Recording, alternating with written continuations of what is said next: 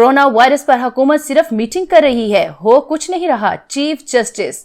आप देख रहे हैं धरती न्यूज। खबर की तफसील से आपको आगाह करते हैं।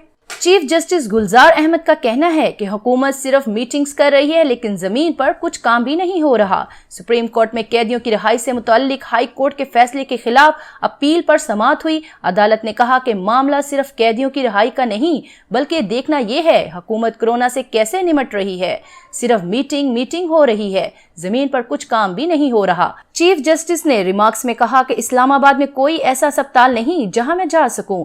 तमाम अस्पतालों की ओपीडीज बंद कर दी गई हैं। सिर्फ मुल्क में कोरोना के मरीजों का इलाज हो रहा है। मुझे अपनी अहलिया को चेकअप के लिए एक बहुत बड़ा अस्पताल खुलवाना पड़ा। निजी क्लिनिक्स और अस्पताल भी बंद पड़े हैं। ये मुल्क में किस तरह की मेडिकल इमरजेंसी नाफिज की है।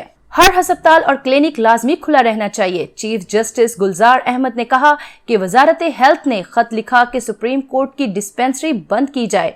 क्यों भाई, ये डिस्पेंसरी क्यों बंद की जाए? क्या इस तरह इस वबा से निमटा जा रहा है? वफाक के पास तो कुछ है ही नहीं, वफाक तो कुछ कर ही नहीं रहा। आपने जो रिपोर्ट जमा कराई है ये इस बात को वाज़ेह कर रही है। अटॉर्नी जनरल ने अदालत को बताया कि एक रिपोर्ट आज भी जमा कराई है।